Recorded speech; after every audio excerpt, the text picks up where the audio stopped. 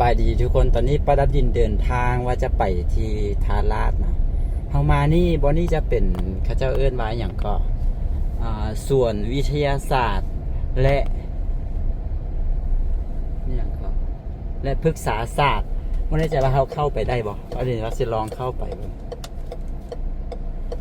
น่าจะเข้าไปได้น่าจะเพิ่นน่าจะให้คนไปเที่ยวนำเนี่ยทุกคน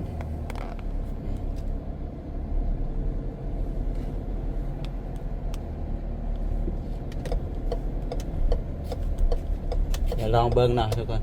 ต้องซื้อปี้อยู่นี่บ่หรือว่าจังใด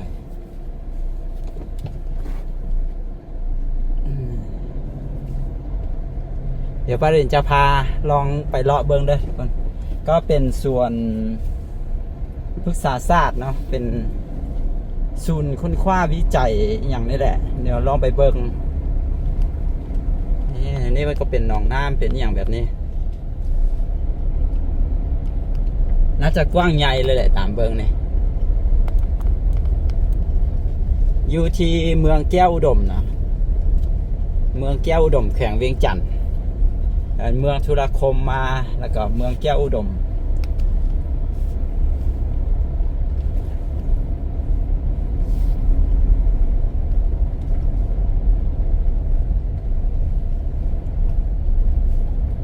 ประตูโค้งเพิ่นเฮ็ดเข้ามางามเลยโอ้มีเป็นโดมเป็นอย่างแบบนั้นดีดักบ่เคยเข้ามาจากเทือนะ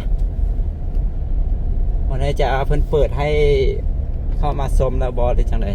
เท่าที่ฮู้ข่าวมาคือว่าเปิดให้แล้วให้เข้ามาชมได้แล้วนะหรือจังไดนะเราก็เข้ามาแล้วนะแต่มื้อนี้บ่ได้เป็นมื้อพักนะถ้าเป็นมื้อพักศุกร์เสาร์อาทิตย์อย่างที่เสาร์อาทิตย์นี้น่าจะมีคนมาเที่ยวหลายอยู่อันนี้ปาดลินมาบ่แม่นมื้อพัก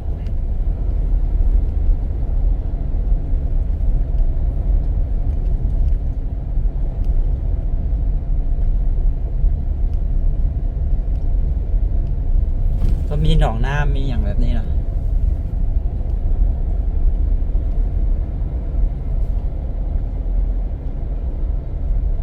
ไม่แน่ใจว่าโอ้มีตึกมีอย่างขึ้นเข้าไปในผู้นำเลย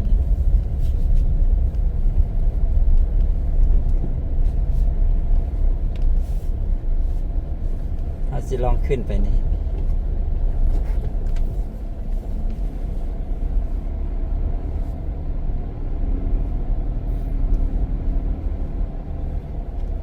น่าได้บาทนี้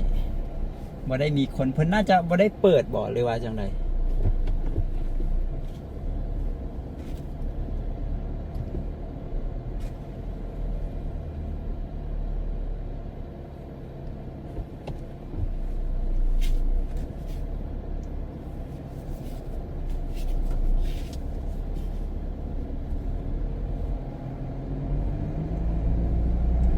หรือว่าเพิ่นก็เปิดอยู่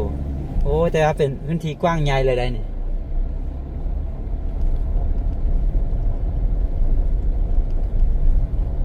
เอาขึ้นมาถึงทางแล้วว่ะบ่แม่นทางลงว่ะนี่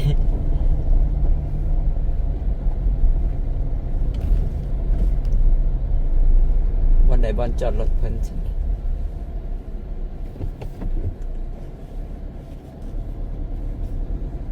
อ้าวเพิ่นจอดรถเขาเจ้าจอดอยู่ใส่รถโมหูเลยก็เลยว่าขับรถเลาะขึ้นมาเรื่อยๆเป็นใบขึ้นตีนี่ให้ขึ้นมาหรือว่าจังใดอันนี้ก็งงเลยน่าจะใบขึ้นมาแล้วต้องถอยกลับกันนะ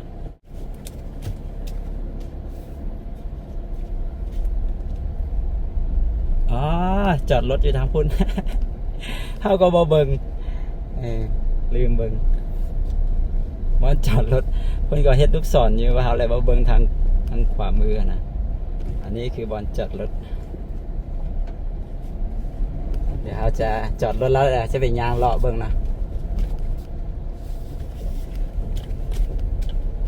นี่บอนจอดประดับดินสอบถามพนักงานเพิ่นแล้วนะก็คือเปิดให้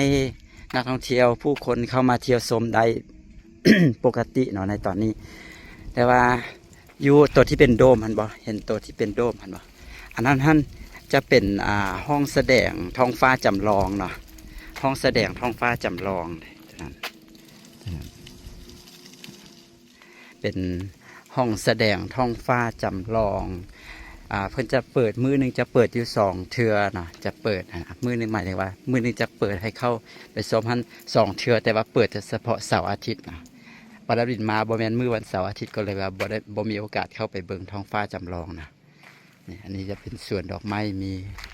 ดอกตาเวนมีอย่างนี้ก็เป็นพื้นที่กว้างใหญ่เลยทุกคนแล้วก็สร้างไปเรื่อยๆอย่างบ่ทันแล้วเทื่อนะ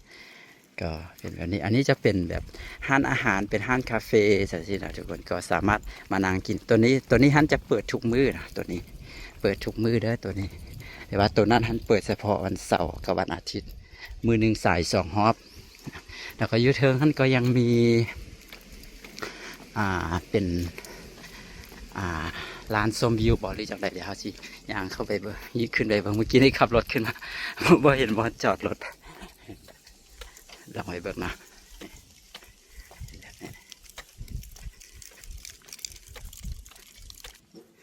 อ๋อวันนี้จะเป็นจุดชมวิวหน่อยนะครับขึ้นมานี้พื้นที่ของเขากว้างใหญ่เลยทั้งหมดนี่เลยมีหนองน้ำมีอย่างนี้ช่วงนี้ก็อากาศร้อนนะเข้าสู่ฤดูแรงแล้วนะก็จะเป็นแบบนี้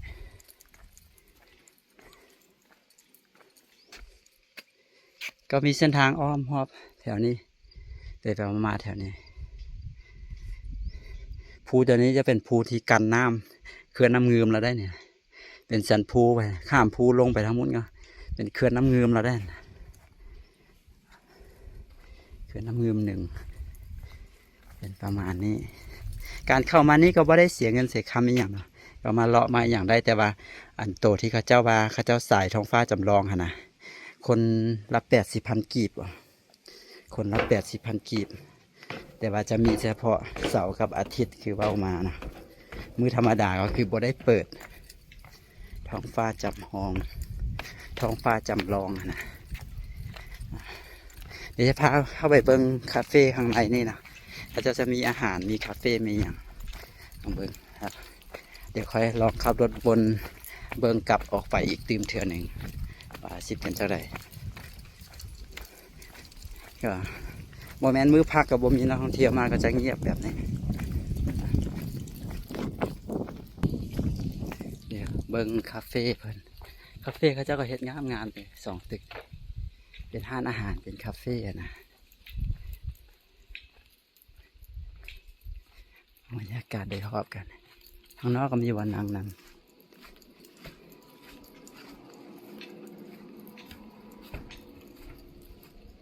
โอ้ช่วงฤดูฝนสีงามหลายนะ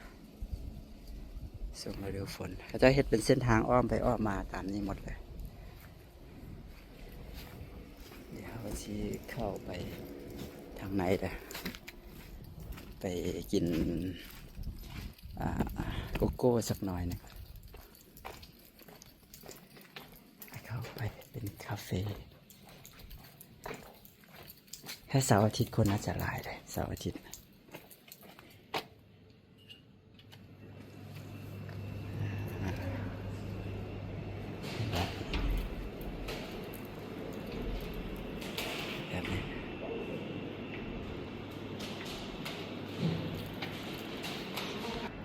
ก็จะเป็น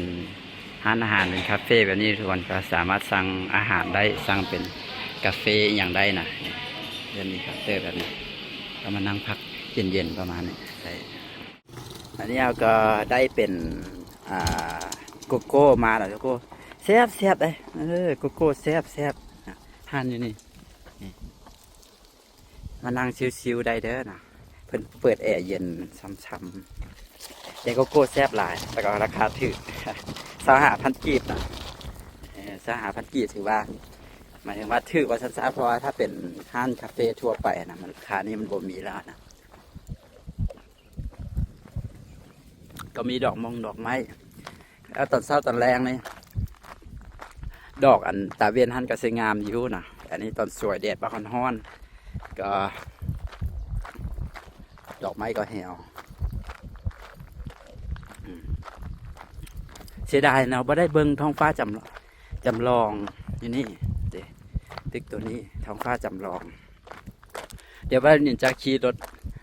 เบิ่งบรรยากาศลงไปนะเดี๋ยว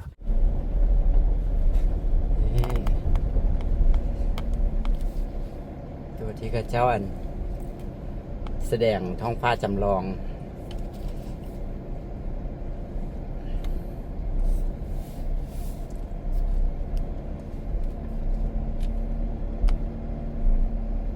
ยามฝนต้นไม้ใบหญ้ามันเขียวงามอย่างสินะก็จะงามนะ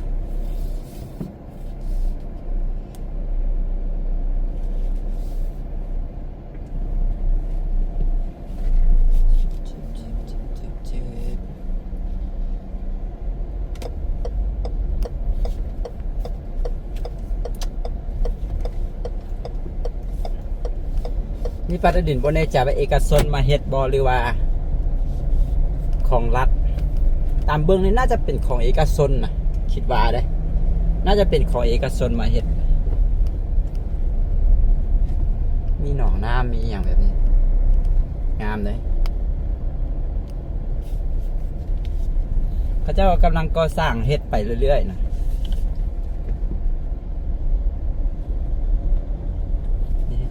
มีเป็นทางไปมาอย่างแบบนี้นะถ้าบอยู่เทิงพื้นเบิงลงมาก็ซับสนอยู่แล้วว่าสิไปทางใดแต่ทางใดแล้วพอขึ้นไปอยู่เทิงพื้นเบิงลงมาก็จะหู้นะครับเป็นอะไร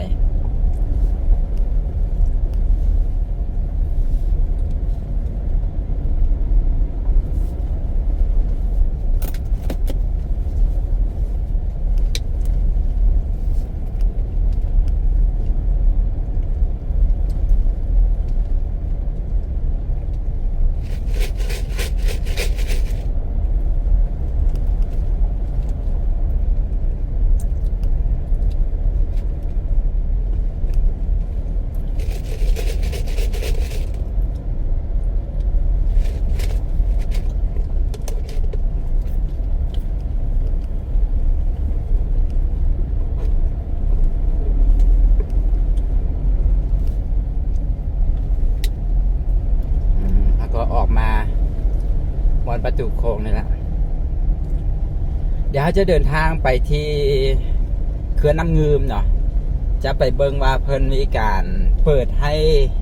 นักท่องเที่ยวเข้าไปเที่ยวชมได้แล้วหรือบอเนาะที่เขื่อนน้ำงืมนะจากที่เพิ่นมีการปิดมาสักระยะหนึ่งนะ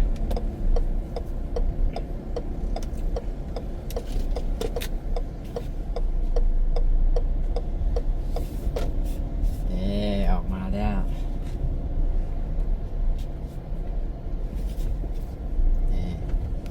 ตื่นนิดนึงเดี๋ยวก็จะฮอตอยู่ที่เขาจะมีการสร้างไม้บอยอย่างนี้แหละอยู่ที่เขื่อนน้ำงืมเดี๋ยวจะพาไปเบิ้งหน่อยแต่ว่าขอเป็นวิดีโอต่อไปอีกขอเป็นวิดีโอต่อไปเพราะว่าวิดีโอนี้ยาวแล้วเนาะเดี๋ยวประเด็นเฮ็ดเป็นคลิปหนึ่งอยู่บอนนี่แล้วก็เดี๋ยวไปติดตามกันวิดีโอต่อไปเนาะจะได้เห็นความสวยงามทะเลลาวเนาะเอามาเอิ้นกันว่าทะเลลาวเนาะเขื่อนน้ำงืมถือว่าเป็นเขื่อนไฟฟ้าที่เก่าแก่หรือว่าเป็นเขื่อนแห่งทำอิฐในสปป.ลาวเลยก็ว่าได้นะเป็นเขื่อนใหญ่นะมีกำลังการผลิตก็หลายอยู่ได้แล้วก็เป็นแหล่งท่องเที่ยวอีกบ่อนหนึ่งที่น่าสนใจเนื่องจากว่ามันอยู่ใกล้นครหลวงเวียงจันทร์นะอยู่ใกล้ตัวเมืองใหญ่นะคนก็จะเดินทางมาเที่ยวกันหลายนะขอไปติดตามเบิ่งกันวิดีโอต่อไปในสำหรับวิดีโอนี้ปัดได้ลาไม่แต่เพียงเท่านี้สบายดี